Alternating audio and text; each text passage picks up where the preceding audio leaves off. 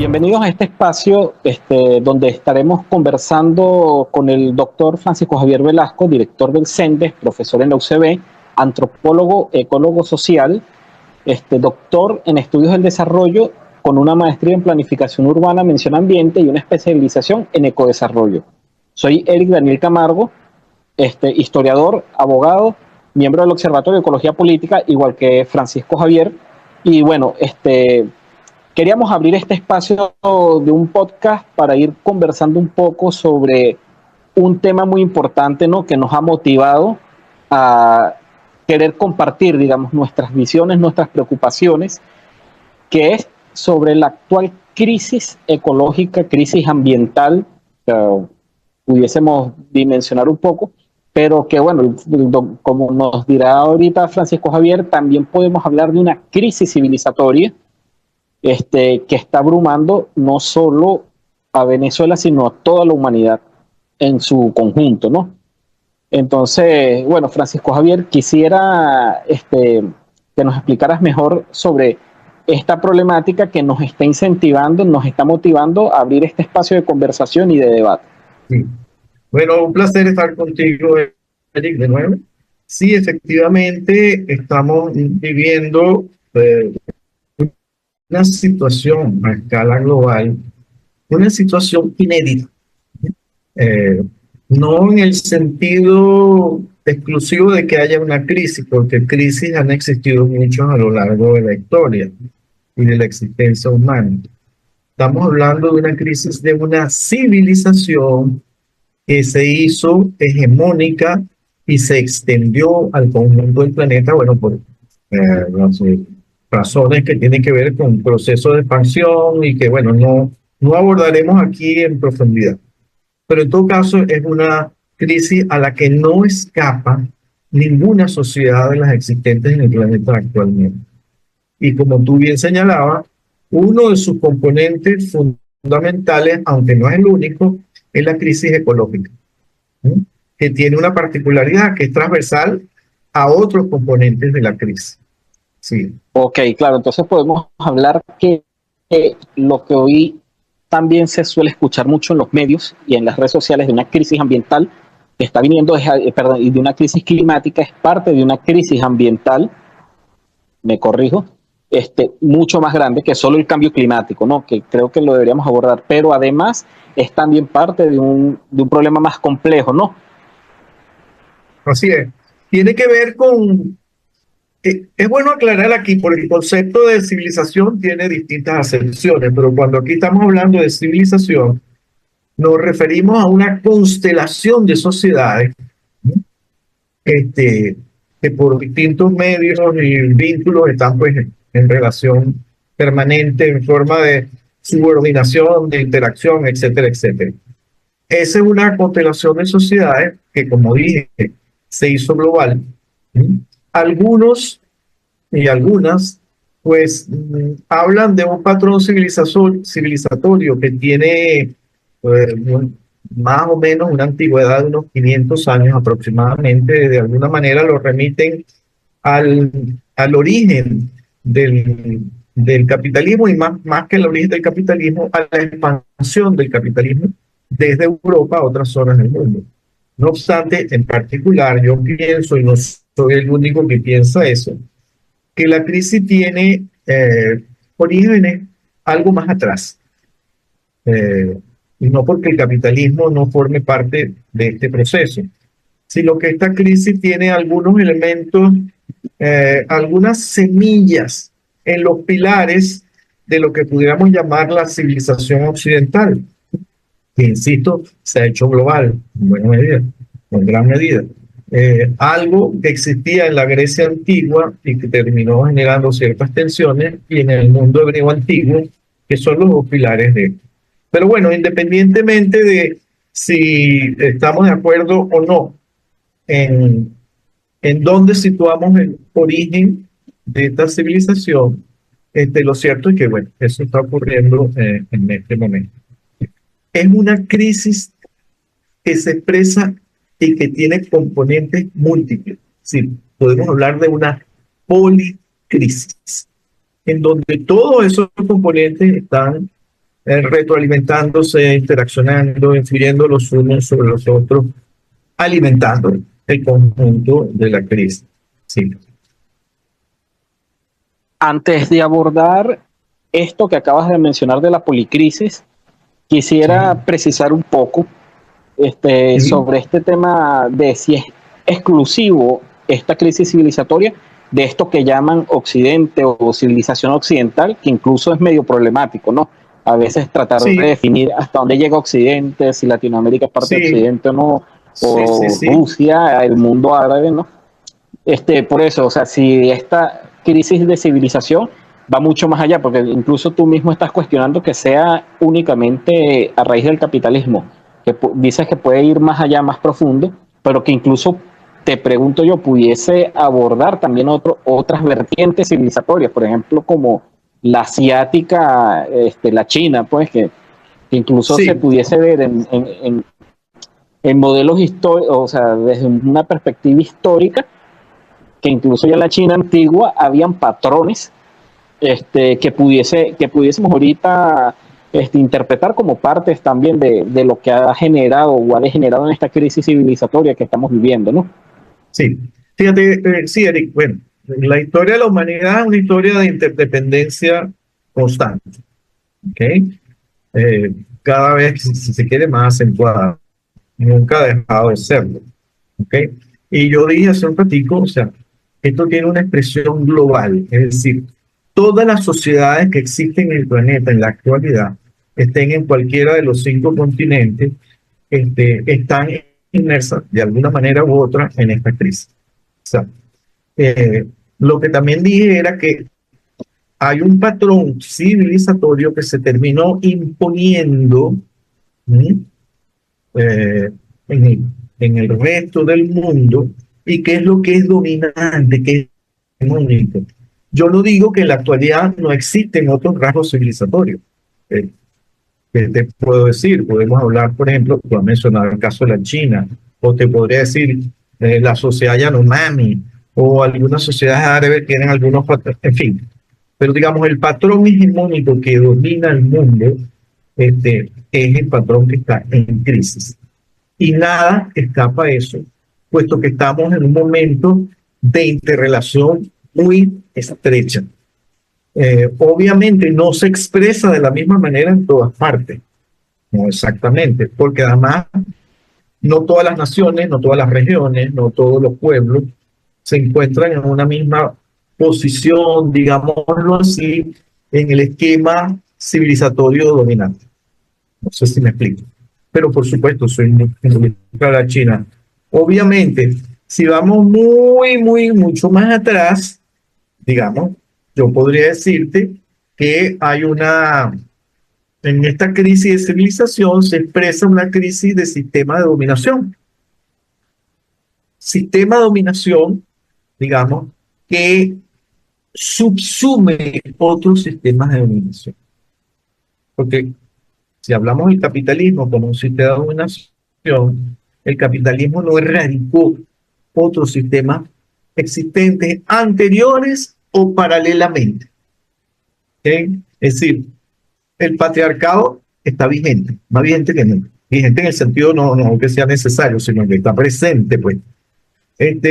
El colonialismo, la dominación de la naturaleza por parte, o la ilusión de dominación de la naturaleza por parte de la sociedad está ahí presente y confluye con otras formas de dominación, por ejemplo, que tienen expresiones de clase o de cualquier otro tipo.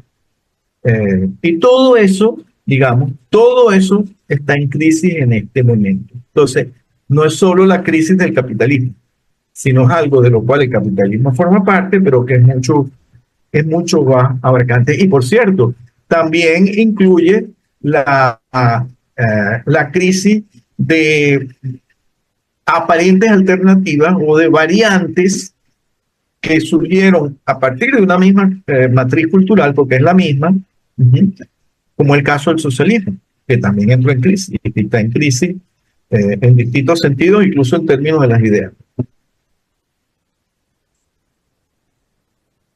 Ok, perfecto, Francisco. Ahora retomando, porque bueno, aquí profundizamos bastante, Y bueno, retomemos entonces estas dimensiones o estos aspectos que está agarrando esta policrisis, como también se pudiese nombrar, y que nos conversaste. ¿Cuáles serían principalmente esos elementos de esta policrisis, estas etapas, digamos, estas ramificaciones que tiene? Sí, no diría que etapas, sino eh, expresiones distintas en distintos planos, ¿no? Bueno, estamos ahorita, por ejemplo, en un momento de aparentemente muy cercano a un colapso económico, a un gran colapso económico, que podría ser incluso más profundo de lo que hemos tenido en el pasado, como el caso, por ejemplo, del estallido de la burbuja inmobiliaria hace cosa de unos 15 años más o menos, o la crisis del año 29. Es decir, no estamos hablando de las crisis recurrentes propias del capitalismo, esas que algunos teóricos como Marx indicaron que iban a estar siempre presentes mientras existiera el capitalismo. No es una crisis de sobreproducción, es mucho más que eso. ¿Okay? Hay signos que vienen manifestándose, por ejemplo, el crecimiento de la economía mundial tuvo un frenazo a partir de comienzo de los años 70, alrededor del año 73. E independientemente de que ha habido crecimientos particulares, por ejemplo, la China ha tenido un gran crecimiento en los últimos decenios. La India también se habla de eso. Los Estados Unidos tuvieron un crecimiento importante durante 8 años, durante el periodo de Lincoln, perdón, de Clinton. Pero, por ejemplo, Japón está estancado desde hace más de 15 años. Y a lo que me refiero es que a la sumatoria de los crecimientos globales, de los crecimientos particulares en el mundo, digamos, se mantiene un proceso de estancamiento. Y algo muy importante por el tipo de sociedad y economía en la que estamos, que está encontrando o ha encontrado sus límites ya no sociales y políticos, sino físicos, ecológicos.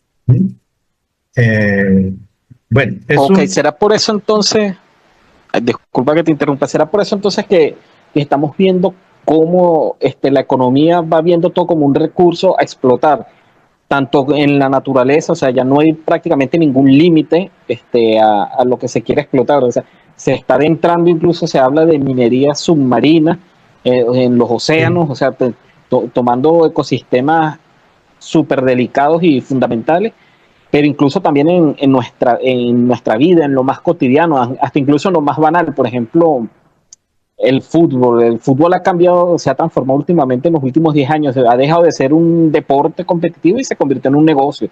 Ya la competición no tiene nada que ver, sino la extracción de dinero, o sea, y prácticamente todo aspecto, y ahora tenemos el tema de la siguiente burbuja a reventarnos. Entonces parece que hay dos elementos aquí, o sea, un extractivismo rampante, un extractivismo rampante que avanza sobre la naturaleza, pero a la vez todo, hasta la cotidianidad, lo más básico, se está convirtiendo también en una especie de mini mercado o en un eje más del mercado mundial. Entonces, sí, fíjate, hay una leyenda que forma parte de la historia de la mitología grecorromana, de un llamado rey Midas que existía en la isla de Creta, que en un momento dado solicitó un deseo a una deidad para que todo lo que él tocara lo convertía en oro, ¿cierto? Y después se metió en problemas con eso. Pero digamos, tomando la analogía del rey Midas, nos encontramos un momento en que todo lo que se toca desde el sistema económico se mercantiliza, absolutamente todo, y lo intangible. Y en eso entra la naturaleza, y ese es uno de los puntos que nos lleva al componente fundamental, trascendental de la crisis y al componente ecológico. Pero hay otras expresiones también, lo estamos viendo en el ámbito político. Por ejemplo, el crecimiento acelerado del autoritarismo con distintos signos, el crecimiento exacerbado de las desigualdades de todo tipo, no solamente de clase, de género, desigualdades regionales, culturales, etcétera, etcétera. Eh, lo estamos viendo en una situación de caos geopolítico cada vez mayor, eh, que de alguna manera lo ha acelerado, digamos, el ascenso de Donald Trump, que a su vez es expresión de la crisis, a la presidencia de los Estados Unidos, el estado más poderoso del mundo, aunque ciertamente en franco declive. Este, una, eh, una disolución de todo el orden que se instauró al final de la Segunda Guerra Mundial, ¿okay? Y al cual no se le encuentra todavía una salida en términos de, vamos a decirlo así, querer preservar el sistema, renovarlo, cambiarle sus facciones, en fin. Eso lo estamos viviendo en este momento, pero esa crisis también tiene otras expresiones. Lo vemos, por ejemplo, en el plano de las ideas, justamente, los referentes son época a lo largo del siglo XX e incluso comienzo del siglo XXI ya no son tales. Hay una enorme confusión, hay un desencanto, hay un deterioro de las orientaciones reales o aparentes que podrían derivarse de esos referentes. Eso ahorita, digamos, es también una situación de caos, de desorden. Eso también lo vemos en el plano, por ejemplo, de lo que está ocurriendo con la tecnología. En particular con lo que podríamos llamar tecnología de punta. Y más en particular con lo que, digamos, las grandes corporaciones, y podría señalar el caso muy específico de los oligarcas de Silicon Valley, ¿sí?, que vienen trabajando con la inteligencia artificial, que tú la mencionaste ahorita, otras cosas, la tecnología espacial, etcétera. Hay una situación en que lo tecnológico ha asumido un papel casi que de autonomización con respecto al conjunto social. Oye, algo así como, ¿sabe lo que es un algoritmo, verdad? Un algoritmo. Bueno, ¿qué ocurre con un algoritmo? Cuando eso arranca en un sistema informático, por ejemplo, una vez que arranca no se para. No tiene control. Y algo de eso está pasando con la tecnología, que a su vez está influyendo en términos sociales, en términos políticos, en términos ecológicos, económicos, etc. Esa es otra expresión de la crisis también. Sí, dime. Oye, sí, que muy interesante esto y que a la vez la podemos conectar con un aspecto que personalmente he trabajado en algunos artículos para el propio observatorio, como es esta crisis también del conocimiento. La crisis del conocimiento que hay ahorita, hay un divorcio, parece, entre el saber científico, técnico, los saberes ancestrales que habían antes, pero también incluso en esa pérdida de referente, o sea, también como parte de esta posmodernidad que se ha venido asentando en medio de esta crisis. O sea, ya no se cree tampoco, por ejemplo, en los conocimientos tanto ancestrales comprobados, como tampoco en los conocimientos científicos. Se duda de la ciencia. O sea, vemos la expresión, digamos, más clara y que se utiliza para los memes, los chistes, el tema del terraplanismo, por ejemplo. Sí. Que increíblemente en una sociedad como la norteamericana tiene un auge. O sea, más del 10% de la población norteamericana es terraplanista. O sea, y eso que aquí en Latinoamérica no tenemos datos sobre eso porque no se han hecho, pero que tiene otras expresiones, como el tema de las conspiranoias, que siempre existieron. De hecho, hay registros incluso en el siglo XVIII, en el siglo XIX, de este tipo de conspiranoias, las histerias colectivas también. Bueno, algunas han sido bastante turbias, como el tema de las casas de brujas de Salem, que tiene mucho que ver con estos temas, pero que ahorita se han convertido, ya no son una excentricidad, unas rarezas locales, en focos específicos, sino que parece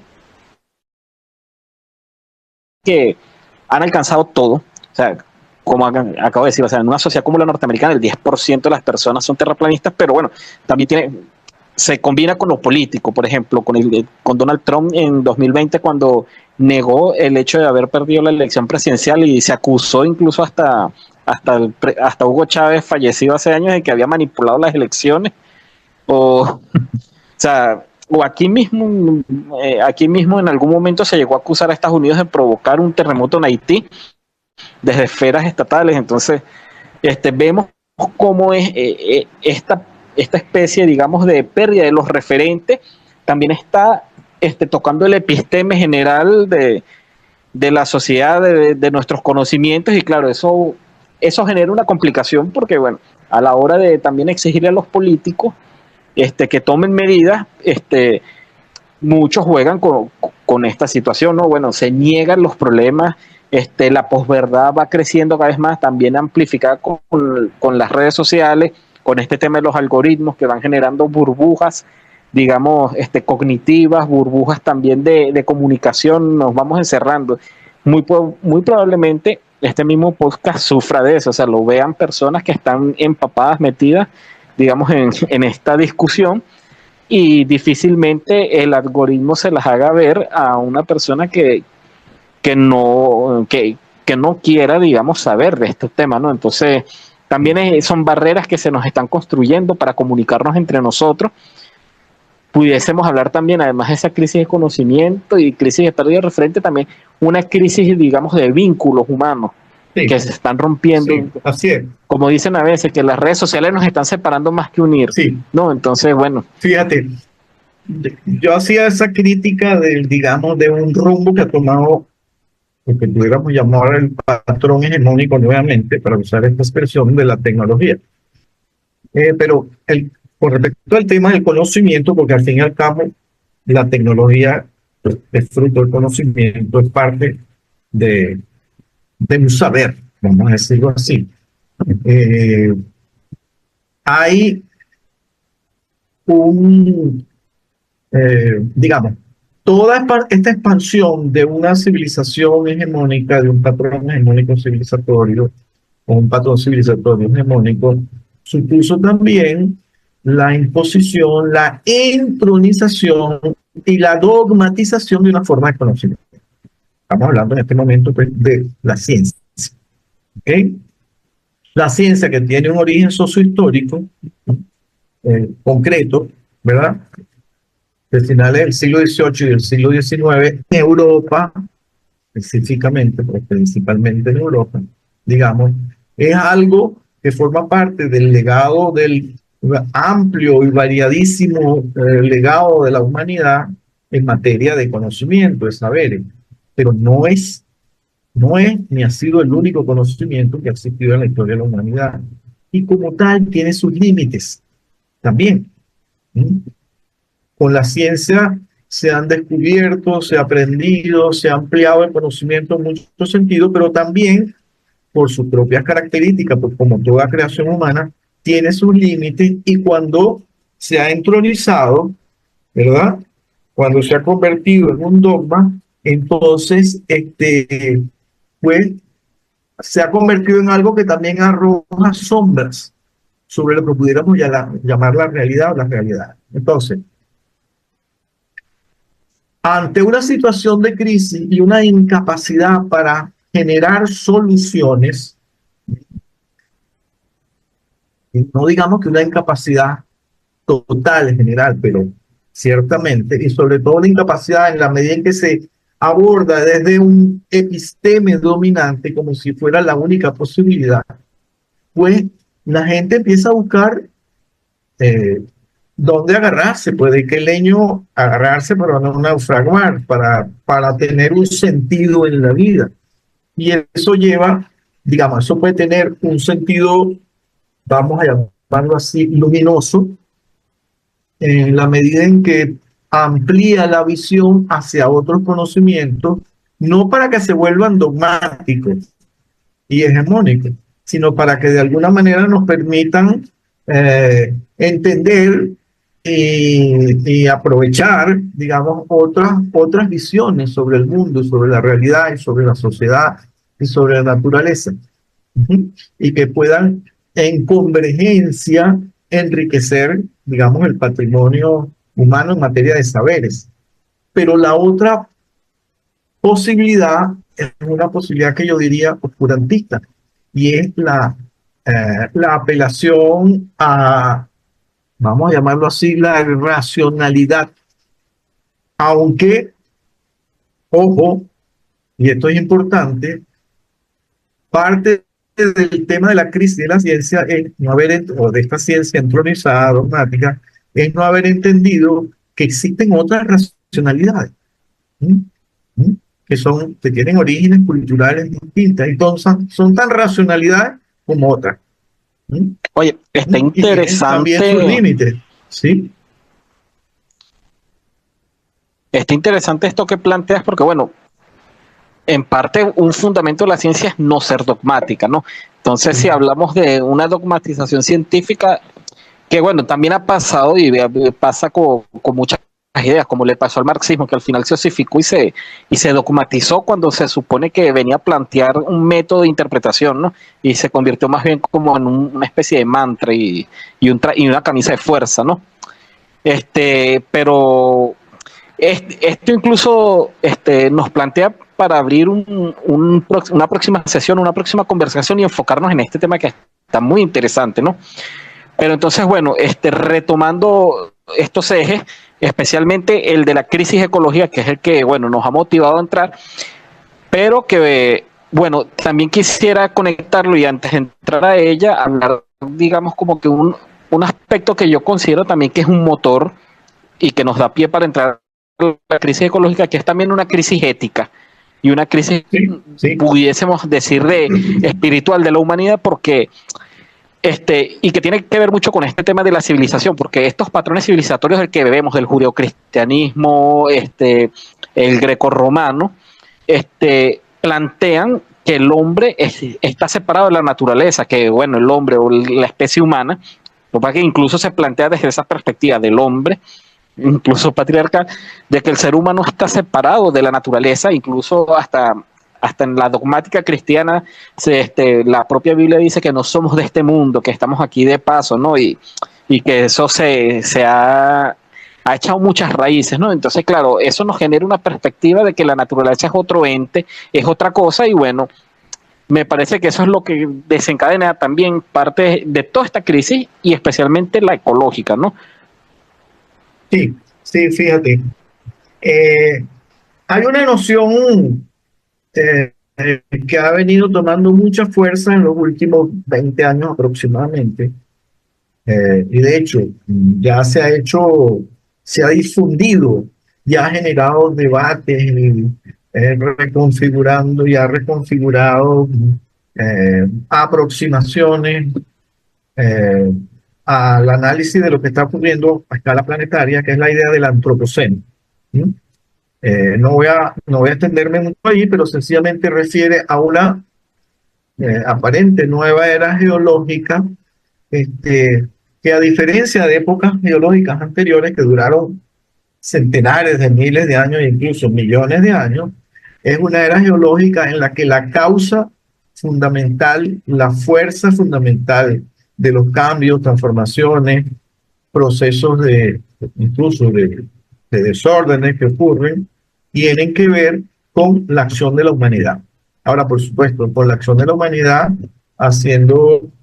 señalando que digamos que no toda la humanidad, digamos, aunque toda la humanidad participa en la actualidad de esa época, influye de alguna manera por el hecho de que hay un patrón de civilizatorio hegemónico que se ha extendido por todas partes. Digamos, las responsabilidades no son las mismas, pero en todo caso está presente.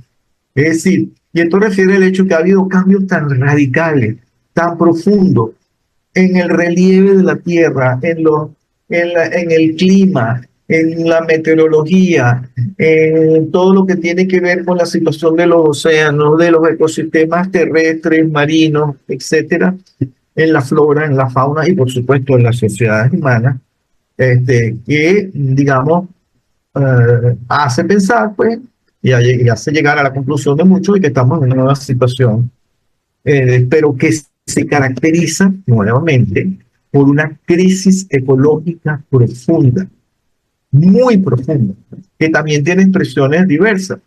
Una de las más dramáticas y más sonadas, porque también es de alcance global, es lo que se llama el cambio climático, de manera genérica, que yo prefiero llamarlo crisis climática, como prefieren otras personas también y otros grupos. Pero también en la pérdida acelerada de biodiversidad, en el envenenamiento de los océanos, de los mares, de los cuerpos de agua en general, en el avance también muy acelerado de los procesos de desertización, de deforestación, de empobrecimiento del bioma en general y de la biosfera. Oye, A tal Francisco, punto, ajá, no, bueno, termina la idea.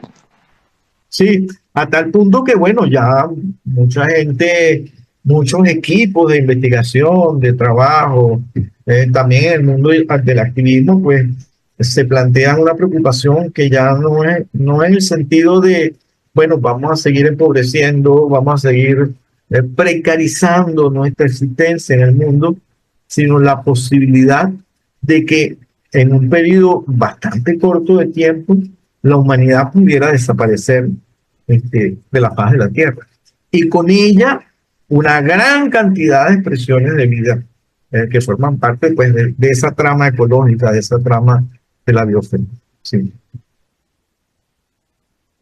Bien preocupante esto que planteas, ¿no? Y bueno, además, o sea, la propia dimensión de esta crisis, la ambiental, ya es en sí abrumadora, ¿no? Todos estos problemas que has enumerado, más, bueno, todos estos elementos, todas estas crisis que conforman esta policrisis civilizatoria, o sea, de por sí, para una persona, digamos, yo aquí sentado, cualquiera de los que nos escucha, digamos mi primo o cualquier persona que está en su trabajo y de repente escucha esto, o sea, escuchar tantas crisis, todo esto que está pasando, incluso el ver las noticias a veces es abrumador, cansino, ¿no? Entonces, Sí. cómo abordar esto, ¿no? ¿Cómo resolvemos esta situación? Sí, O voy sea, ahí, ya como para solo concluir esta seguro. conversación, o sea, ¿cómo abordamos esto? Sí, voy ahí muy brevemente, solo digo, ojo, fíjense lo que está ocurriendo hoy, en estos días, en estos primeros semanas del año 2026. Todas las catástrofes y eventos extremos que están ocurriendo en distintas latitudes del mundo. En el norte de América, Canadá y los Estados Unidos, una nevada y unas tempestades excepcionales que han llegado ya a las puertas del Caribe, que están afectando lugares como Cuba, Haití, muy posiblemente países de América Central, México también. Pero está ocurriendo algo muy parecido y ha ocurrido en Rusia. Eh, por otro lado, inundaciones extremas en lugares tan distintos como Chile, Túnez, Argelia, una devastación sin precedentes de la costa siciliana, solo para mencionar algunas cosas que han ocurrido en estas pocas semanas y de manera simultánea. Dada también la crisis geopolítica que se está viviendo en el mundo en estos momentos, las tensiones de nuevos enfrentamientos bélicos y en particular la crisis que está ocurriendo a lo interno de la sociedad de los Estados Unidos, permito decir esto, en última instancia, y mucho más, esto no es una crisis de desarrollo nada más, como dicen algunos, ni es nada más una crisis geopolítica, ni es nada más una crisis social, es todo eso a la vez, ¿okay? Pero es mucho más que eso. Hay algo en última instancia que tiene que ver con nuestra percepción del mundo, con la visión que tenemos del mundo, de nosotros mismos, de nuestro prójimo, de las otras entidades que existen en el mundo, vivas o no vivas desde el punto de vista biológico. Y es el hecho de que en el patrón civilizatorio que domina, pero que también lo podemos rastrar en otros momentos y otras épocas, hay una ilusión de separatividad. Es decir, como que nosotros los seres humanos ¿sí? Estamos separados, estamos distanciados del resto del mundo y nuestra relación con todo lo que existe en la realidad es de otro orden. Tiene un sentido eminentemente utilitario, manipulador, interventor, este, pero no nos damos cuenta que nosotros estamos, querrámoslo o no, inmersos en una trama de relaciones en todos los planos: físico, social, ecológico, psicológico, cultural, ahora también tecnológico, cósmico, incluso, diría yo. Por lo tanto, esa ilusión de separatividad no es sino eso, es una ilusión, no estamos aislados. Y esta civilización está fundamentada en buena parte en la idea del control. Todo lo podemos controlar. ¿Sí? Lo controlamos, lo dominamos y lo controlamos. Y ahí entra también la falsa idea del control de la naturaleza. Y la realidad actual, incluso de estas mismas semanas que yo he mencionado, nos demuestran que no es así. Entonces, hemos perdido ese sentido y lo hemos perdido al interno de la sociedad humana también. Nos consideramos egos particulares, individuales, separados de los demás, ¿sí? De lo que le ocurre a los demás, de lo que le ocurre a otros grupos sociales, de lo que le ocurre a otra gente que vive en nuestra misma comunidad o en nuestra sociedad, o en otro país o en otra región. Y resulta que todo eso tiene una conexión permanente. Entonces, ahí hay un error grave que hay que subsanar y supone un cambio de visión, obviamente. Eso es un proceso de cambio que lo estamos viendo pues de manera dramática, pero que exige acción, reflexión y debate por parte de todos, todas y todos nosotros.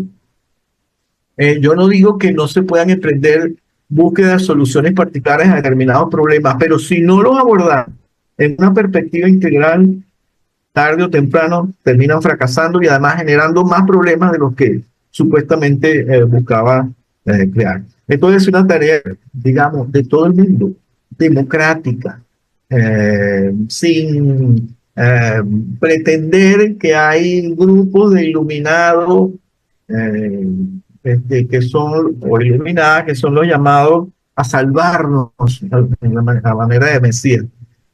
No quiero decir con esto que no hay experticia, que no hay conocimiento, que no hay situaciones que permiten el uso de determinados medios, que no deban ser aprovechados y reconocidos. De la humanidad en su conjunto y una tarea de la ciudadanía organizada que debe tratar de avanzar en distintas escalas, sin idealizaciones, pero también apuntando a una idea de transformación profunda. Si de verdad, pues es un tema otro que pudiéramos abordar en una nueva ocasión. Hablemos de esas alternativas, de cuáles alternativas uniforme para todo tiene que dar pie a algo que también sea uniforme, único, exclusivo. No, hay que pensar en términos de diversidad, pero por supuesto de diversidad que se interconecta de una manera orgánica en función de la salvación de la humanidad y de las posibilidades de transformación hacia situaciones de existencia en el territorio, en el mundo, mucho más, de mucha mayor convivialidad, de mucha mayor armonía. Perfecto. De hecho, bueno, con esto resumiste, digamos, el por qué queremos abrir este espacio de conversación, ¿no? Llegar a este tipo de conclusiones y este tipo de mensajes, sobre todo para invitar a otras personas, a otros colectivos, para que se integren, participen en este debate. En los siguientes episodios que vamos a grabar, vamos a estar conversando con Francisco mucho más a profundidad estos temas, pero también nos gustaría que otras personas participaran para que nos hablen, digamos, de sus propuestas, sus alternativas, incluso si ya las están poniendo en marcha, que seguramente hay, tanto aquí en Venezuela como afuera. Sabemos que las hay y hay que visibilizar eso, y bueno, y también sabemos que hay gente que lo está pensando y que tenemos que poner eso al debate. De verdad, ha sido un gusto, Francisco Javier, esta conversación, muy nutritiva, muy agradable.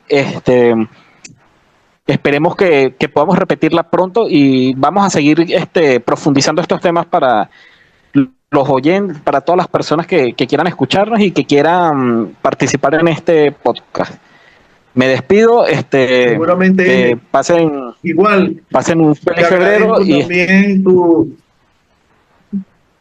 participación, tu interés, la interacción que hemos tenido. Bueno, estamos a la orden. Seguro que sí. Nos vemos en el siguiente capítulo.